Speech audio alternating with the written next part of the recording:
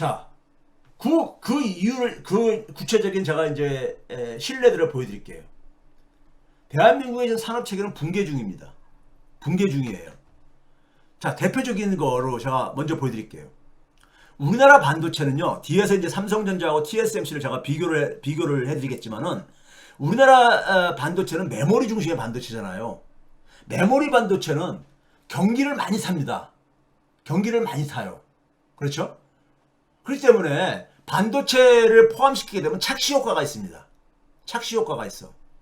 그래서 반도체를 제외하고 12대 주력 산업, 반도체까지 포함해서 13대 주력 산업이 전체 수출액에서 한 75% 차지합니다. 근데 반도체를 제외하고 12대 주력 산업의 수출액 추이를 보게 되면요, 작년에 3,624억 달러였었거든요. 그렇게 추락하기 전에가 3,770억 달러였었습니다. 4천억 달러가 안 됐잖아요.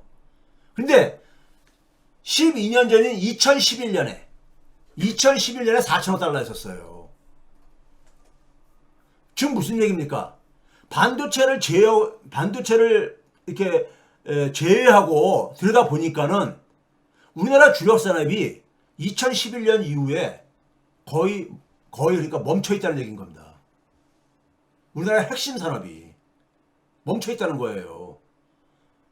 이게 그러니까 총 수출액이 좀 이제 어떤 때는 올라가고 2022년도가 최고 그렇게 기록한 거는 반도체 때문, 반도체 착시 효과죠. 반도체요? 자, 그 다음에 이거 봐보세요. 세계 시장에서 우리나라의 점유율입니다. 점유율 보게 되면요, 작년에 2.7%가 무너졌어요. 2010년대에 주로 3% 이상을 차지했었어요. 3% 이상을. 근데 문재인 정권 때 위기가 나타나기 시작한 팬데믹 바로 직전 2019년도부터 3% 밑으로 떨어집니다. 그러고 나서 문재인 정권 내내 3%가 회복이 안 됐었어요. 왜? 우리나라 수출이 아까 보여드렸듯이 12대 주력 산업들이 잃어버린 12년을 진행되고 있었으니까요. 저기 2019년보다 20년, 21년이 2.9%를 올라간 이유는 뭐냐면 반도체 때문입니다. 반도체요.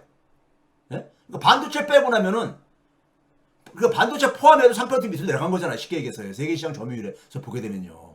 그래서 지금 2.7%까지 무너진 거예요. 윤석열 정권에서 2.8이 무너지고 2.7이 무너지고 계속해서 무너지고 있는 겁니다. 이거 심각한 문제입니다. 심각한 문제예요. 올해 수출 많이 회복됐다 그러잖아요. 1월, 4월 합계, 이것도 반도체를 제외하고 봐보세요. 올해 4월 달까지 12대 주력 산업의 수출액이 1193억 달러입니다. 1193억 달러가 그로부터 그러니까 우리가 2011년 아까 비교를 했잖아요. 2011년이 1317억 달러였었어요. 1317억 달러였었습니다. 그러니까 그때에 비하면 얼마나 줄어든 겁니까? 120억 달러 정도 줄어든 거잖아요. 세월은 달러도 마찬가지로 물가가 올라가면서 2011년도에 그러니까 100억 달러하고 지금 100억 달러하고 똑같은 가치입니까? 2011년도가 훨씬 더 높은 거잖아요. 똑같아도 문제인데 오히려 줄어들었다 이겁니다. 이거 좀 심각한 거예요. 대한민국 경제와 산업 구조가 무너지고 있다는 겁니다. 이게 지금요. 무너지고 있다는 거예요. 자, 실제로 한번 봐보세요. 자, 대한민국이요. 사실은 우리가 흔히 말해서 세계화라는 것을 우리가 추진을 했었잖아요. 김영삼 정부 때부터요. 세계화라는 게 뭡니까요? 세계화라는 게 소위 말해서 우리가 이제 동서냉전 체제가 붕괴되어지면서 이게 하나의 그러니까 이 서로가 과거에는 사회주의 진영은 사회주의끼리만 주로 교류를 하고 무역도 하고 이렇게 나눠서 했잖아요. 하다가 이제 단일 시장이 형성됐다는 것이 우리가 변화된 하나의 지형이었던 거잖아요. 그래가지고 90년대 소위 세계화 바람이 불잖아요. 세계화 바람은 사실 2001년도에 완성이 되집니다. 2001년도 연말에 무슨 일이 일어났습니까요? 중국이 WTO에 가입을 하죠. 세계무역기구에 가입을 하죠. 중국이요. 거대한 인구를 가지고 있는 중국 시장이 세계 시장에 편입이 되는 사건이죠. 편입된 사건이잖아요. 그래서 이때 그러니까는 이 세계화라는 건 결국 뭡니까요? 시장이 굉장히 커진 거예요. 쉽게 얘기해서. 시장이 커진 거잖아요. 그렇죠? 시장이 커진 겁니다. 과거에 공산주의 사회주의 시장조차도 다 같이 통합이 돼 버렸으니까요. 그렇죠? 그래가지고 2001년 이후부터 무역이라든가 경제 성장이 폭발적으로 증가합니다. 폭발적으로 증가를 해요. 여러분들 2001년도부터 2007년까지 세계 수출이요, 연평균 거의 15% 증가했어요. 연평균. 근데 이게 2011년 이후부터 얼마나 떨어졌습니까? 2.2% 떨어졌어. 작년에는 마이너스 4.8%가 떨어졌습니다. 미국도 봐보세요. 미국의 수입, 미국이 가장 커다란 시장이잖아요. 미국의 수입이 2001년부터 2007년까지 연평균 9.3%씩 성장했습니다. 근데 2011년 이후에 2.8% 줄어든 거예요. 한국 수출은 이거하고 밀접하게 연동돼서 움직입니다. 한국 수출이 2007년까지요, 연평균 16.4%씩 증가했습니다. 증가했어요. 16.3%씩이요. 이게 소위 말하는, 그러니까 우리가 세계화 시절에 우리가 그걸 누린 거예요. 우리가 누린 겁니다. 국제 분업 체계 속에서 우리가 그걸 누린 겁니다. 근데 2011년 이후에 우리나라 수출의 증가율이요, 연평균 1.1입니다. 지금요. 작년에 7.5%로 세계 수출 평균보다도 더 많이 떨어졌죠. 네? 그렇죠? 그래서 경제 성장률을 봐보세요. 경제 성장률을 보게 되면 2007년까지는 연평균 3.8% 성장을 했습니다. 이 기간 동안 한국 경제도 5.2% 성장을 했어요. 왜? 수출이 막 잘 되니까요. 그런데 2011년 이후에 우리나라 수출 증가율이 뚝 떨어졌잖아요. 1.1%로. 성장률도 뚝 떨어집니다. 2.5%로. 절반 이하 뚝 떨어지죠. 세계 경제 성장률도 뚝 떨어지고요. 작년에는 우리가, 아니, 여기 마이너스 표현인데 1.35%까지 떨어졌죠. 마이너스 잘못 표기한 겁니다. 그러니까 이게 금융위기 전하고 금융위기 이후 2010년대하고 확연히 다릅니다. 확연히 달라졌어요. 달라졌어. 그러니까 2007년까지는 소위 말해서 중국까지 세계 무역기구에 가입하는 등 소위 세계화의 광풍이 불었던 시기예요. 광풍이. 근데 금융위기 이후에, 금융위기에는 무슨 일이 일어났느냐? 세계가 다시 지경학적으로 파편화되어지는 미중 갈등이 다시 살아나는, 본격화되어지는 시기였잖아요. 미중 갈등은 오바마 때부터 생깁니다. 오바마가 환태평양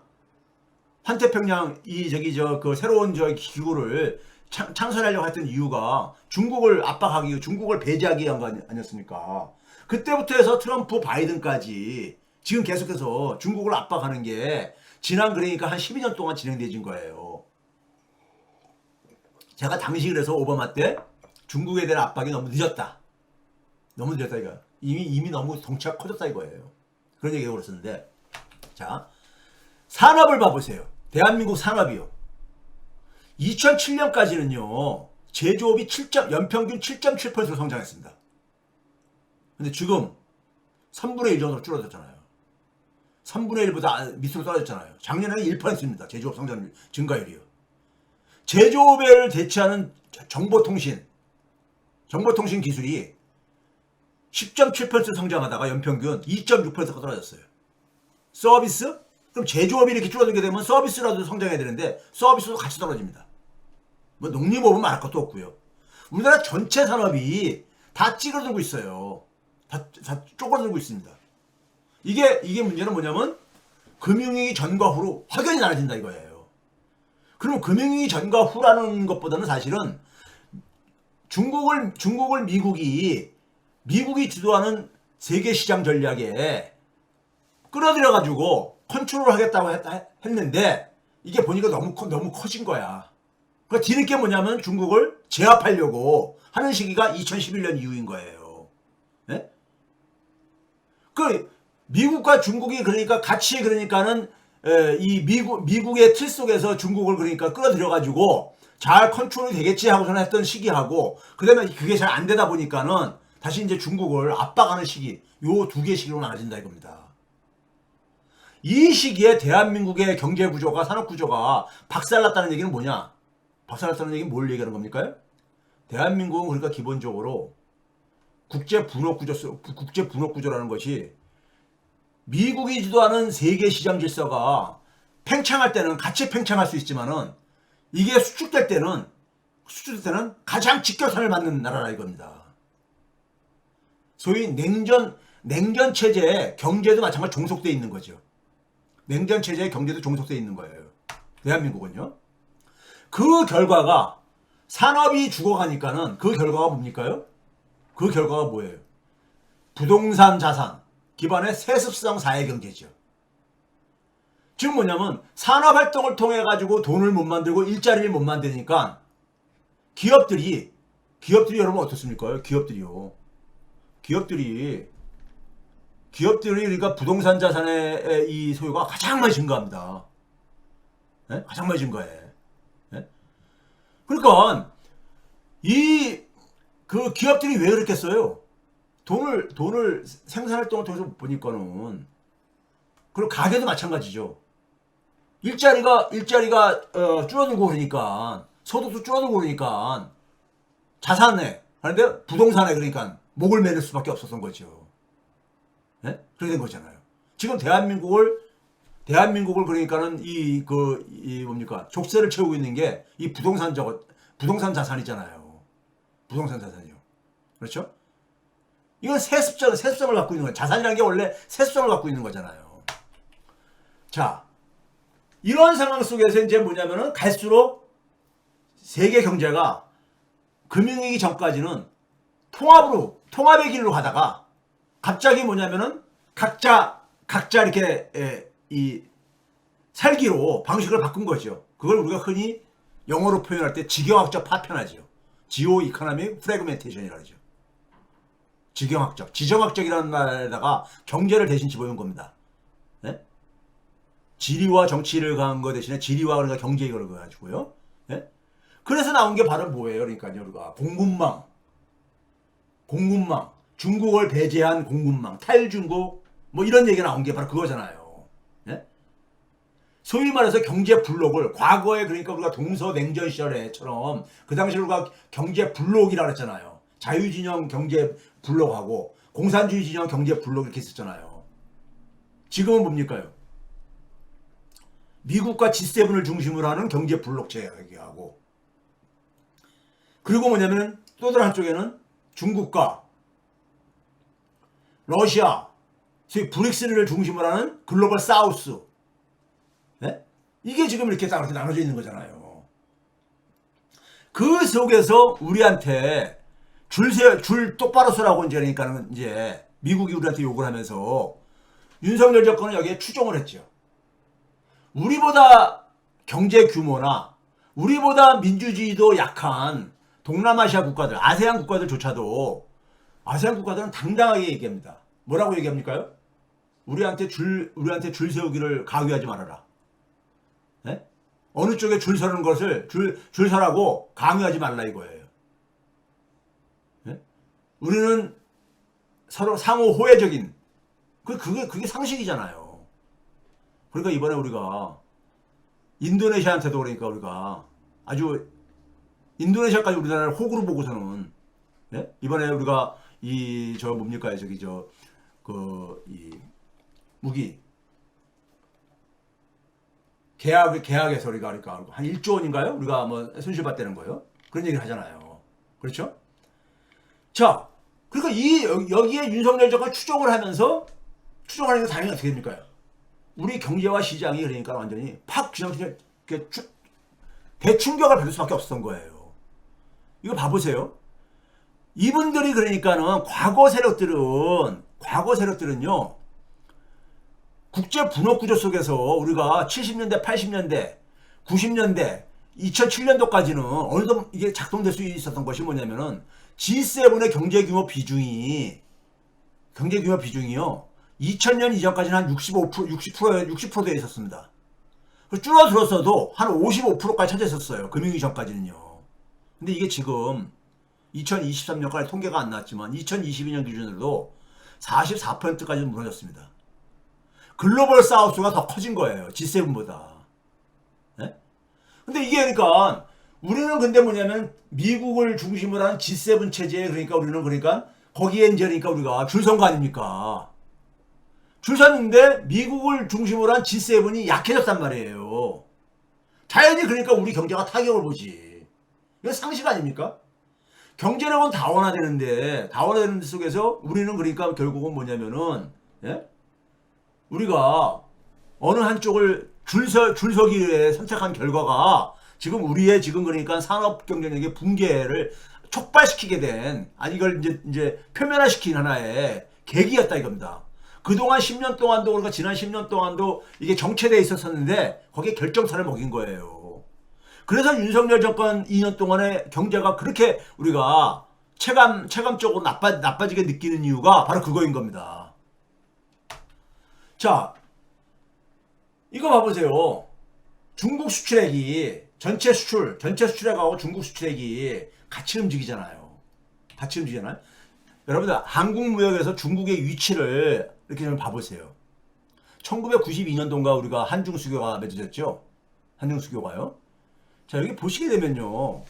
2002년도 그러니까 중국이 2001년 연말에 WTO에 가입을 했기 때문에 2002년도부터 본격적으로 세계 시장에 참여하게 된 거죠. 2002년도부터요.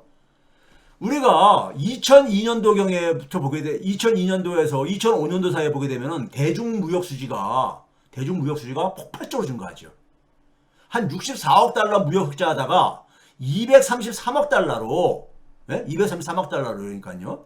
거의 4배 가깝게 증가하잖아요. 그렇죠? 이때부터 2005년도부터가 뭐냐면 우리나라 전체 무역수지 흑자액 이 무역수지 흑자액을 중국의 무역수지 흑자액이 돌파한 거예요. 예? 중국 한 나라에 대한 무역수지 흑자가 우리나라 전체 무역수지 흑자액보다 많았어요. 2005년도부터요. 많았습니다. 그러다가 근데 대한민국은 강화도 그 강제로 개항된 이래 대일 무역 수지가 항상 적자인 나라입니다. 그러니까 무역 수지가 2005년도에 저기 일본에 대한 무역 수지가 244억 달러 정도 적자였었어요. 근데 중국에 대한 무역 수지 흑자가 없었으면은 대한민국 무역 수지나 경상 수지 흑자 체제를 유지가 할 수 없었던 거예요. 즉 외환위기 이후에 우리나라가 무역수지 흑자국가 경상수지 흑자국가가 되는데 1등 공신이 중국이었었어요. 중국이라고요.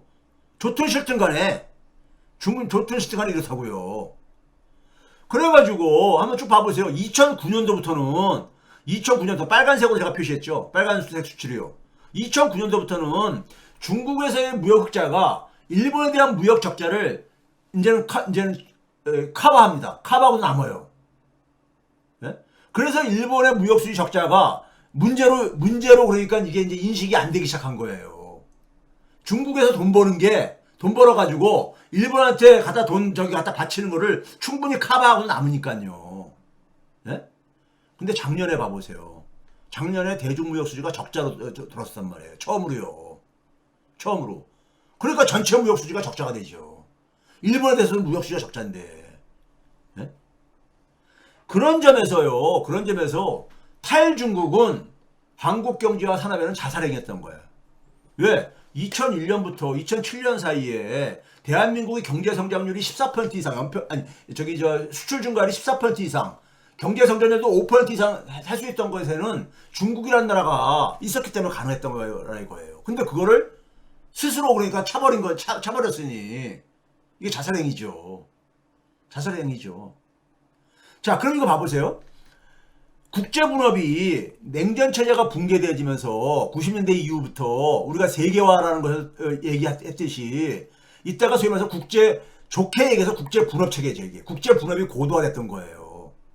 여기에 중국이 WTO 가입되면서 가속화된 거죠. 그거를 우리가 그러니까는 혜택을 본 거예요.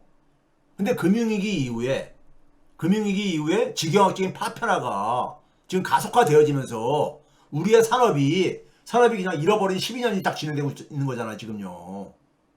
진행되고 있는 거잖아요. 네?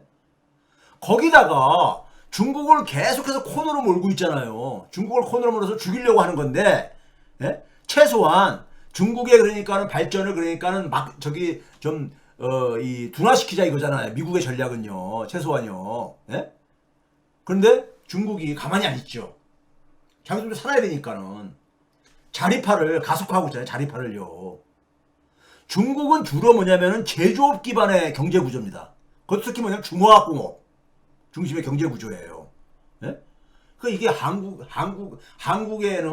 한국 산업에는 직격탄이죠. 한국 제조업이 지금 위기에 직면하게 된 이유가 여기 있습니다.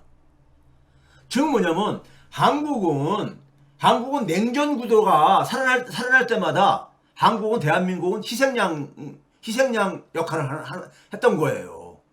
냉전 구도의 희생양이 우리나라 분단을 가져왔고 냉전 구도 속에서 우리가 근데 이제 80년대 90년대까지만 하더라도 80년대까지만 하더라도 미국을 중심으로 하는 G7 체제가 자유진영이 경제 규모가 월등하다 보니까 한 60% 이상을 차지하다 보니까는 거기에 그러니까 우리가 의존해가지고도 성장을 할 수 있었던 거예요.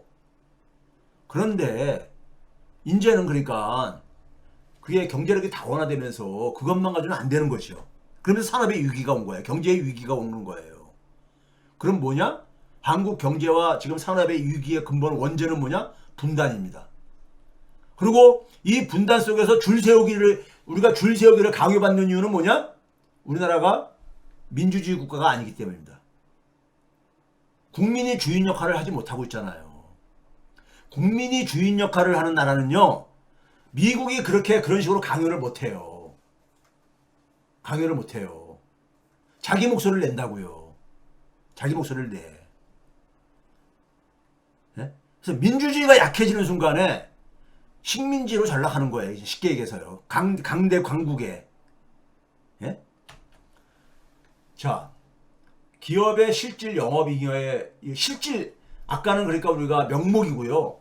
물가상 인플레를 고려해서 보게 되면요. 금융위기 전에 2001년부터 2007년까지는요. 연평균 8.8%로 기업의 수입을 돈 버는 거죠. 영업이익과는 조금 차이가 있지만 그 비슷한 개념이죠. 근데 이게 2011년도부터 2022년까지 여러분 끔찍한 게 작년을 빼고 계산한 겁니다. 작년을 빼고. 근데 마이너스 0.8%입니다. 연평균이요. 쪼그라들고 있는 거야. 쪼그라들고 있는 거예요. 쪼그라들고 있는 거예요. 자본주의 사회 속에서 기업이 돈을 못 벌고 있는 겁니다. 네? 돈을 못 벌고 있는 거야. 인플레이션율까지 고려하면요. 지금 대한민국 경제 지금 심각합니다. 지금요. 심각해요.